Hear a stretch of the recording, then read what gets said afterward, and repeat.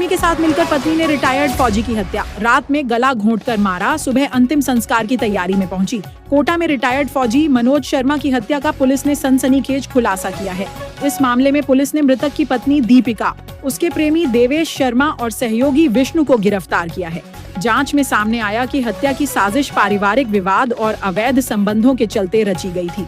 Police के अनुसार घटना वाली रात दीपिका ने अपने प्रेमी देवेश को फोन कर घर बुलाया। देवेश रात करीब 12 बजे अपने साथी विष्णु के साथ आवली स्थित घर पहुंचा।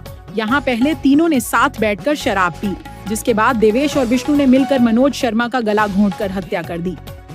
हत्या के बाद आरोपियों ने शव को पलंग पर लिटा दिया ताकि मामला सामान्य मौत जैसा लगे और मौके से फरार हो गए।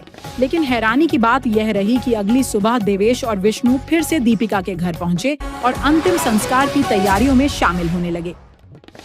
इस दौरान उनके व्यवहार पर पड़ोसियों को शक हुआ, जिसके बाद दोनों वहां से भाग निकले।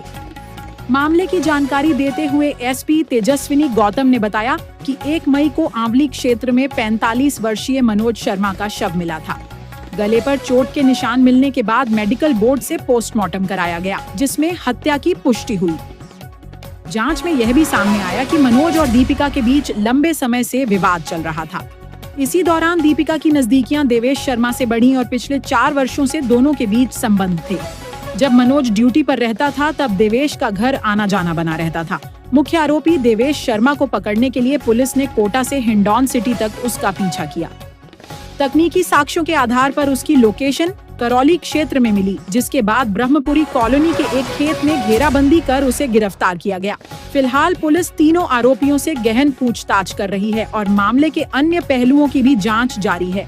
इस घटना ने क्षेत्र में सनसनी फैला दी है और रिश्तों के इस खौफनाक अंजाम ने सभी को झकझोर कर रख दिया है। आपको पता है कि 1 तारीख को आमली रोजड़ी में आर.के. पुरम थाना इलाके में एक रिटायर्ड फौजी की संदिग्ध अवस्था में लाश मिली थी, जिसके जैसे ही सूचना मिली तो तुरंत हम मौके पे पहुंचे। SHO IPS probationer Siddharth Srivastava, CO 4 Manish, मैं एफएसएल से उसकी पूरी गहनता से पूरे जो घटनाक्रम था उसका नक्शा मौका बनाया गया, साक्ष्य उठाए गए। बात ये निकल के आई कि जो मृतक की जो वाइफ है उसका मृतक के ही एक अच्छे दोस्त के साथ 4-5 महीने से कोई अवैध संबंध चल रहे थे। मृतक और मृतक की वाइफ के बीच में कुछ अनबन चल रही थी। मृतक जो है वो अपनी वाइफ को मारता पीटता भी था, कभी कभी उसे घर में बंद भी कर देता था, जिसकी वजह से वो एक एक्स्ट्रा मैरिटल रिलेशनशिप में गई। और मृतक की पत्नी जिसका नाम है दीपिका, उसने अपने इस दोस्त देवेश शर्मा और देवेश का एक साथी विष्णु सिंह, इन तीनों ने मिलकर जब घर पे कोई भी नहीं था तब उसका गला घोंटकर उसकी हत्या कर दी।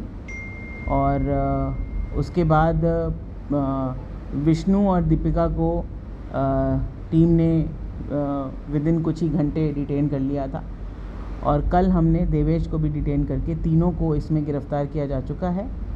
प्रकरण की संगीनता को देखते हुए जैसे ही चार्जशीट होगी उसके बाद इसको केस ऑफिसर स्कीम में लेकर भी इसका निस्तारण त्वरित गति से किया जाएगा। सामने है कि वारदात से पहले इन लोगों ने शराब भी पी थी उसी घर में जहाँ पर ये वारदात हुई। देखिए, उसका तो इस केस से कोई लेना देना है नहीं, क्योंकि हम ये कतई हम इसी तरीके से इन्वेस्टिगेट करेंगे जिसमें जो एविडेंस मोटिव के रहे होंगे, मर्डर के या और एविडेंस जो साइंटिफिक एविडेंस है, उस कलेक्शन पे हमारी जो फोकस है वो रहेगी।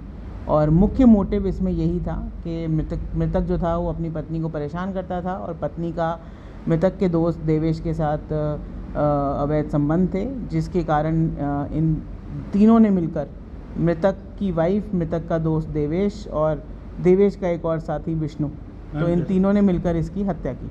मारपीट की कभी शिकायत दर्ज कराई दीपिका ने? देखिए, जो प्रारंभिक दीपिका से अभी पूछा है तो उसने बताया कि 2023 में उसने कोई रिपोर्ट दी थी जिसके ऊपर उसके पति को पाबंद किया गया था। हालांकि ये अभी हमें चेक करना है कि किस थाने पे उसने रिपोर्ट दी थी, क्या था वो, क्योंकि उसको जब पाबंद किया गया तो 6 महीने की पाबंदी वो खैर ही है कि 6 महीने के बॉन्ड से पाबंद किया था। और 6 महीने के बाद जब वापस उसने पीटना शुरू किया तो वापस पुलिस के पास उसने कोई कंप्लेंट नहीं दी, ऐसा उसने मौखिक पूछताछ में बताया। देवेश को हिंडौन से गिरफ्तार किया गया, वो फरार हो गया था। मैडम, ये मामला पूरा सुनियोजित था उस दौरान, झगड़े के दौरान हुआ सब कुछ? उसमें ये तो पहले से इनकी प्लानिंग चल रही थी कि क्योंकि देखिए मृतका की पत्नी पिछले 4-5 महीने से 6 महीने से इस व्यक्ति के साथ इन्वॉल्व थी, तो उसका ये कहना है कि मैं इतने सालों से परेशान थी, वो मेरे को परेशान करता था, मारता पीटता था, तो डेफिनेटली मैं एक दूसरे व्यक्ति के साथ इन्वॉल्व हो गई। और क्योंकि वो अपनी आदतें नहीं सुधार पा रहा था, जैसा कि इनका कहना है, जो प्रारंभिक पूछताछ में इन्होंने बताया, तो इन्होंने ये तय किया कि भाई ये अब सुधरने वाला नहीं है, तो इसको रास्ते से ही क्यों ना हटा दिया जाए।